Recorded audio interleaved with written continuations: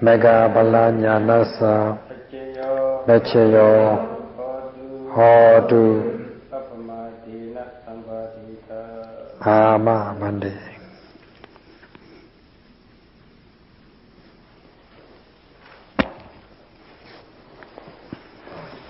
Talked about how the mind and body are related to each other by way of cause and effect relationship at every mindfulness in the body with sustained attention. Today, you would like to talk about mindfulness of feelings and also the kilesas such as avijja, ignorance, how they arise, and due to these kilesas, actions, karma are performed, and how the resultants arise as a result of the actions performed.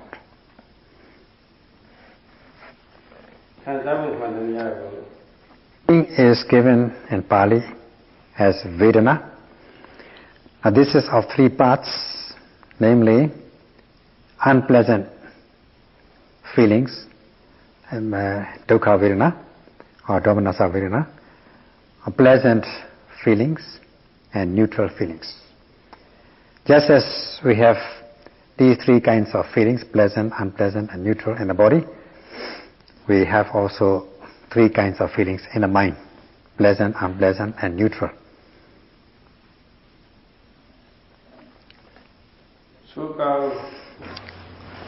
These pleasant and unpleasant feelings arise in the body and the mind. As in the case of unpleasant feelings, they are unbearable, painful sensations, extreme hardness, harshness, solidity, heat, extreme heat and cold, stiffness, tension, and strong movements. All these things are unpleasant feelings. It is known in Pali as Dukkha Vedana, such as numbness, stiffness, itchy. In simple language, stiffness, tension, numbness, itchy feeling, aching. All these feelings which arise in the body, which can also have effect on the mind, so that the mind becomes cause mental distress in a smoldering manner. There will be some smoldering feeling of these unbearable sensations in the body. So in this way, these unpleasant feelings can arise both in the body and the mind. Now, as for pleasant feeling, they can also arise both in the mind and the body. In Pali, this is known as Sukha Vedana. Pleasant feelings, comfortable feelings, feeling fresh and happy.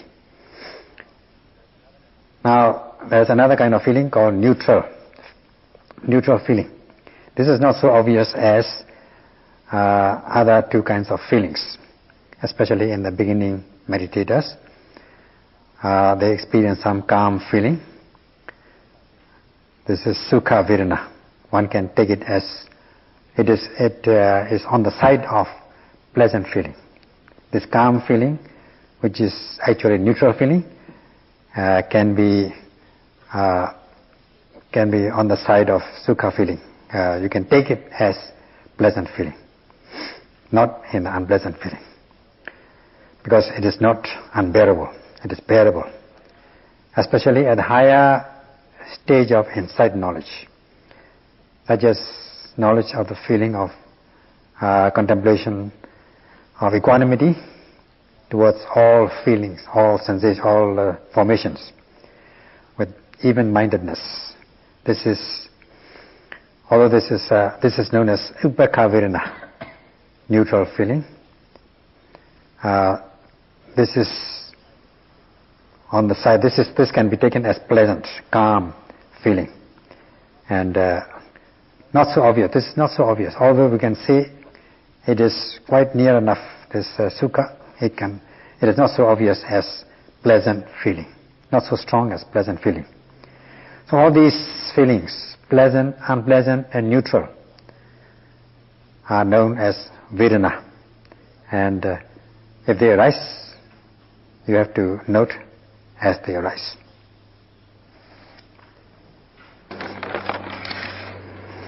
These unpleasant feelings, known in Pali as dukkha vedana, one has got to note them with focused attention in order to know the characteristics of this unpleasant feeling, dukkha vedana.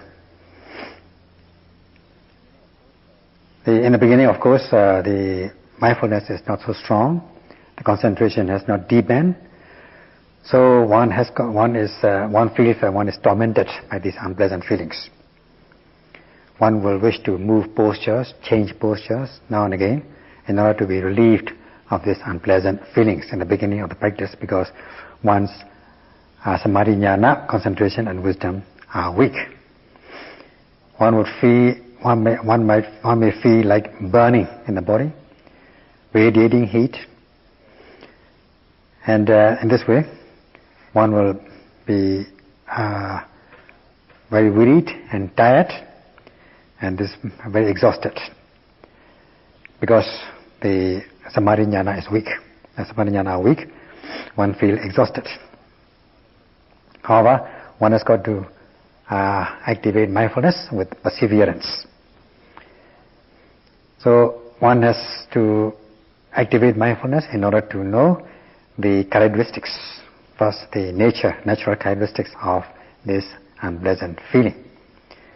That this is very wearisome, exhausting, tormenting, causes tiredness, weakness, and in this way one will also activate mindfulness in order to understand the function of this unpleasant feeling also.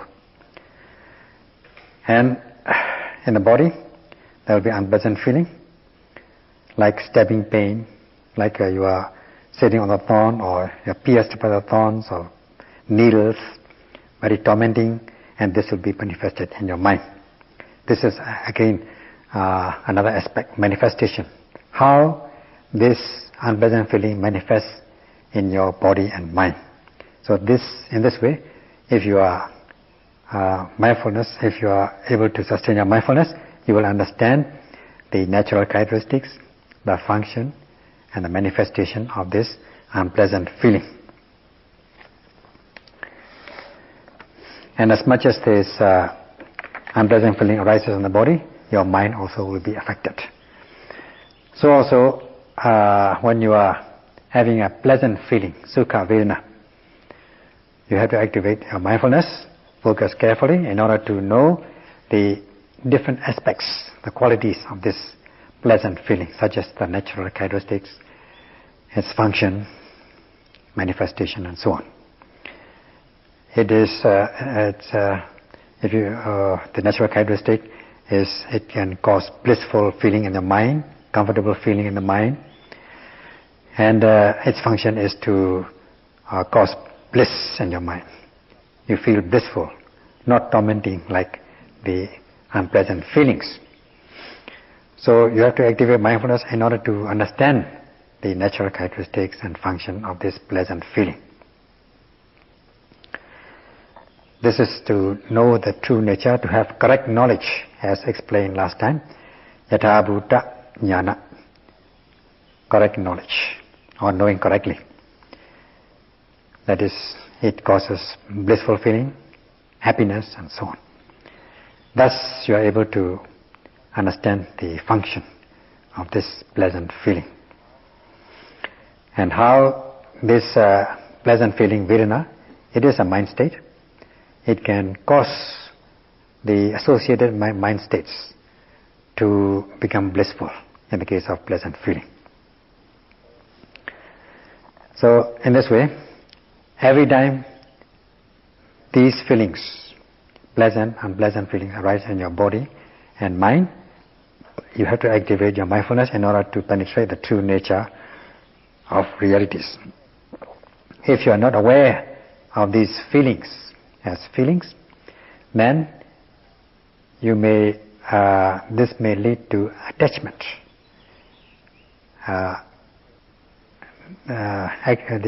emotional reaction by way of attachment. Now, not knowing is avijja, ignorance, and attachment is another negative force, that's tanha, craving.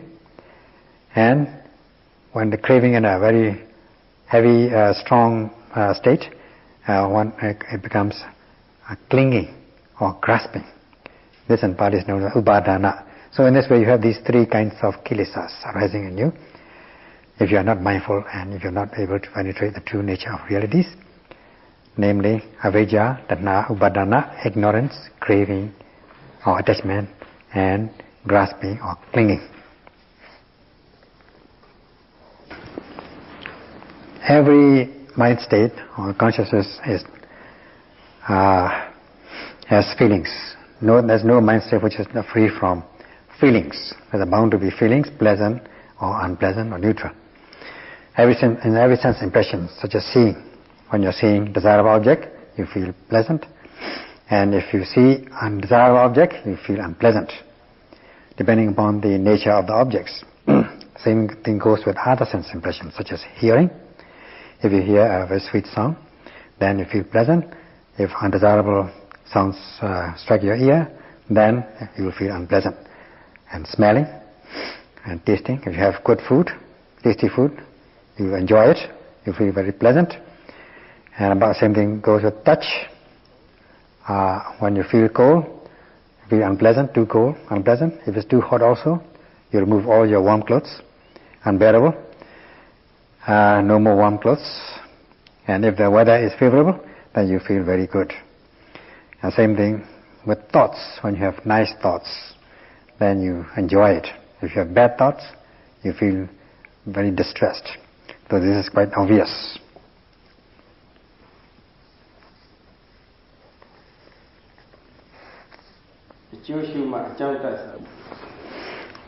There's a saying, in order to extinguish the cause, one has got to note or be aware of the effect. Thus, this round of existence, samsara, will not continue. To extinguish the cause, one has got to note the effect. Then the samsara, round of existence, will not continue to go round and round. Now, there is every feeling. It is said that every feeling arises, every mindfulness every consciousness has feeling, and this is the effects. This feeling is the effect or results. There must be an object, a desirable object, which causes this good feeling. Now, one has got to activate mindfulness on this arising object, that is this feeling, as they are, as they exist, as they arise. If one is not mindful of this feeling, then one will not know the true nature. One will not know things as they arise. Thus, there will be ignorance, which will lead to craving or attachment, tanha. And this craving arises as a result of feelings, vedana. As the saying goes, vedana paccaya tanha, with feeling as condition, there arises craving or attachment. So just look at oneself. When there is a desirable object, such as good visible object, good sound, good food, good smell and so on, one will wish to enjoy this because that's a good feeling, and one will become attached to this good feeling. Let us say a visible object, male or female, opposite sex. Because this sight, the visible object, is desirable, one sees it and one takes delight in seeing this desirable object. Because this sukha vedana, good feeling, pleasant feeling arises, and one becomes attached to this good feeling.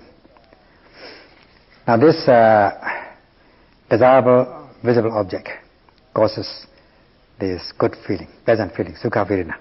One becomes attached to this blissful feeling or pleasant feeling. Now this pleasant feeling is caused by what? The desirable visible object or pleasant object. So this goes without saying that one is one becomes attached to this visible object. Because one is attached to this good feeling, pleasant feeling, one is said to be attached to the object. Let us say one sees a good object or hears a good sound, one becomes attached. That's sukha vedana, pleasant feeling. And one will wish to go on seeing it every time. One becomes attached to this good feeling. Because one is attached to this pleasant feeling, one will wish to go on seeing this visible object, desirable object. Thus one is said to be, one would not wish to let go, so one is said to be attached to this desirable object. Thus it is said that tanha leads to vedana. Craving or attachment leads to feeling. Feeling, with feeling as condition, there arises craving. And craving arises as a result of feeling. And this is said by the Buddha. Sound, nice sound, one will get attached to this sound. And one will wish to listen and become attached to this good feeling. Let us say there is a singer, female singers will be liked by male audience, let us say. And there will be this sukha vedana, good feeling, pleasant feeling. And as much as the audience liked to listen, or like to listen to the sound and become attached to the good sound, good song, they will also become attached, or they will also will go after the singer. That's the, you can see that when the singers have finished their songs, they are surrounded by audience, pestered by audience. So attachment is not only to the sound, but also to the possessor of the sound, the singer. This is quite obvious. This situation can arise also in the practicing yogis. When they hear the bird singing, they may become attached to this song of the birds, and there will be this sukha vedana, good feeling, pleasant feeling. And because if they are not mindful, this will become attachment. They'll become attached to the songs and attached to the birds which are singing. And some may even go to the extent of singing mentally, because their profession is a musician. So they become attached to the sound as well as to the bird. And whenever you listen to a sweet voice, sweet speech, or sweet sound, sweet speech, sweet voice, you become attached to the voice as well as to the possessor of the voice, the person who speaks.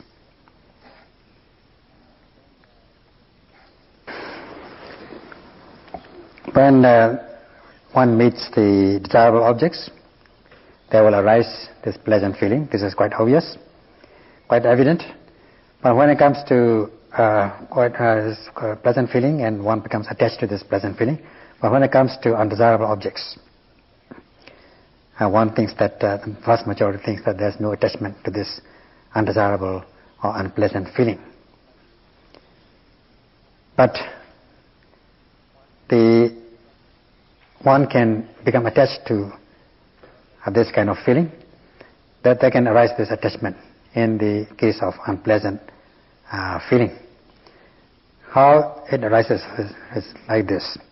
When the yogis are sitting for some time, there can be some unbearable sensations arising in the body, and they feel that they want to overcome this unpleasant feelings, unbearable pains and itchiness and so on, numbness and so on.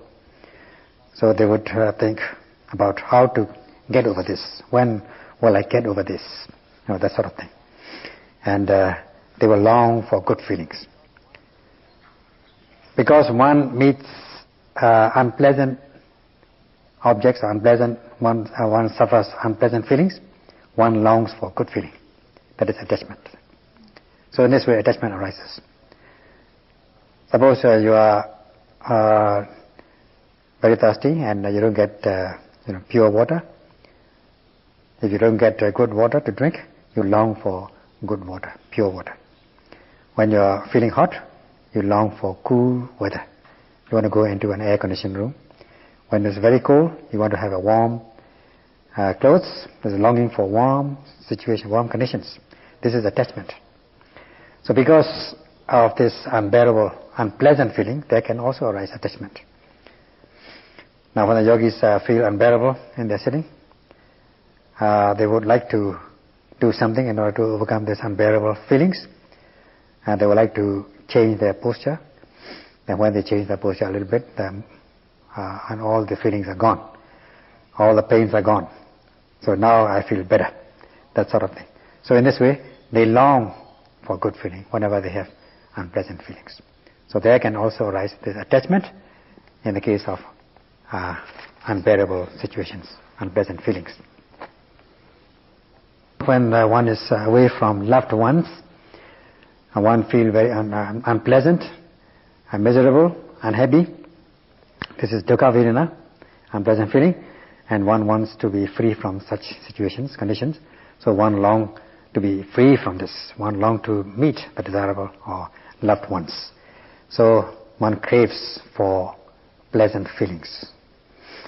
If one craves for pleasant feeling, this amounts to craving for the object, the source of this good feeling. That is the object or the loved ones or desirable objects.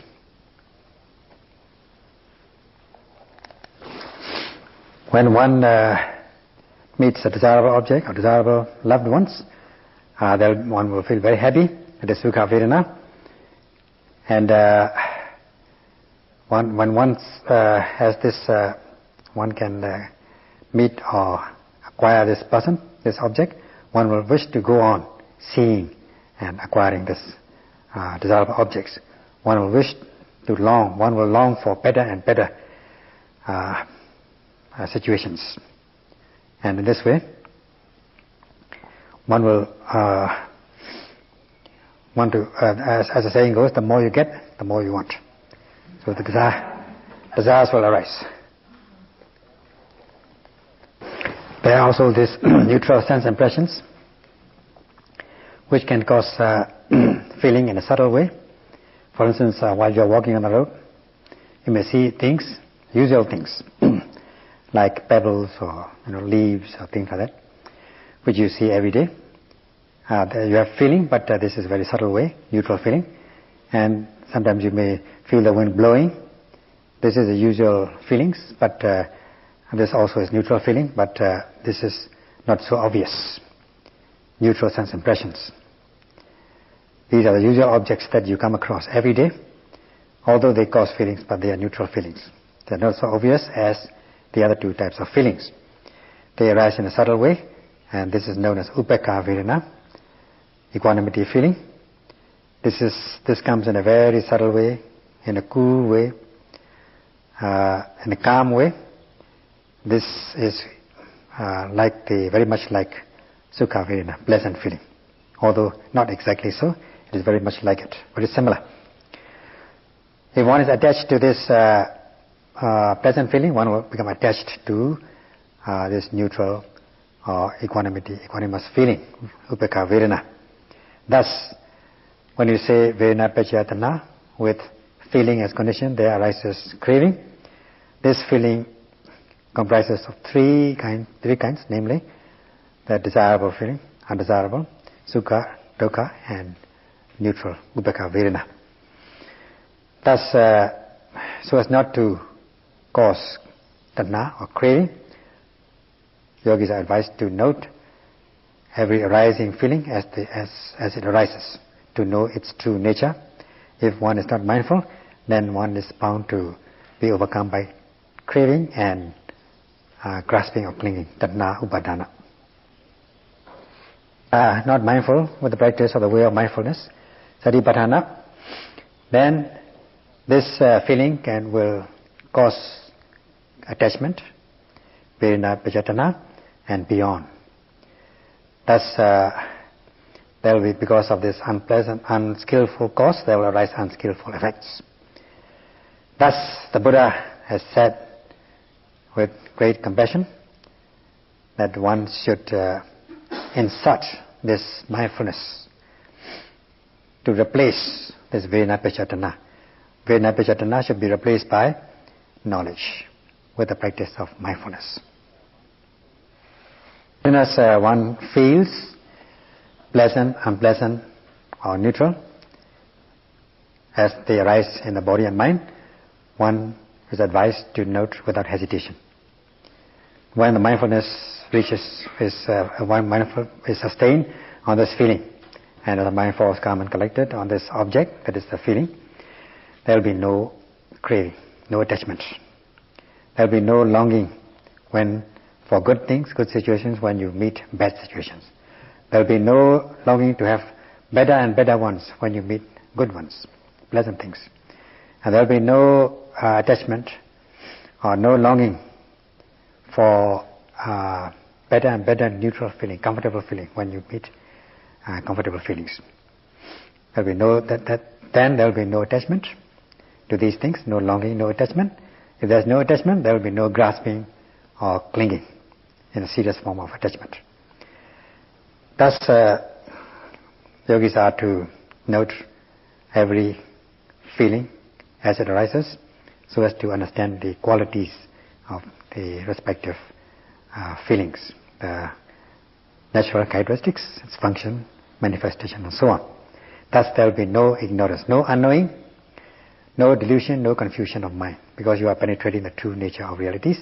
Thus, you are not, because you are knowing rightly, you are not knowing wrongly. So, you are free from this ignorance, unknowing, or wrong misconception, and this state is known as Vijja, the opposite of Avijja. Opposite of ignorance, this Vijja is knowledge. So, when knowledge arises, there will be no attachment, no grasping, clinging. And also, on top of that, there will be no view of self or soul. Person being individual, man, woman, who is experiencing this feeling, good, skillful, unskillful, or neutral. Views are said to be removed, or wrong views are said to be removed. Yogis who can practice well will be able to understand the situation while they are noting every arising feelings, whether pleasant, unpleasant, or neutral. They will come to understand that because they have been in the past lifetime, they have been attached, because they are not knowing rightly, they have been attached to this mind-body process or existence. And because they have delighted in the past, they delighted in their mind-body process, that this attachment and grasping arise.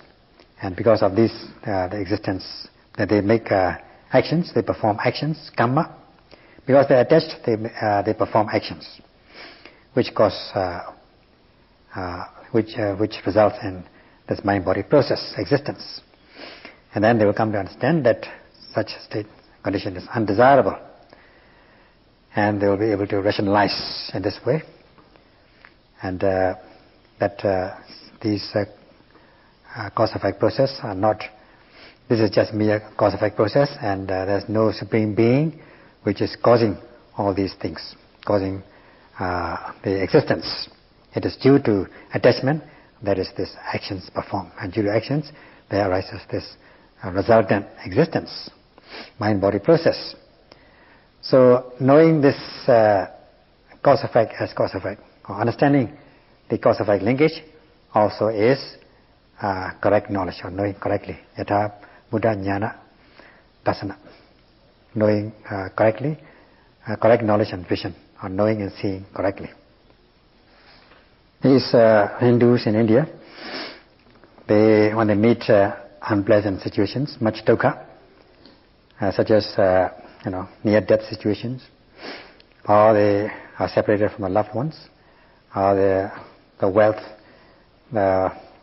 they lose their properties, because they are not able to understand the real nature of these feelings as feelings.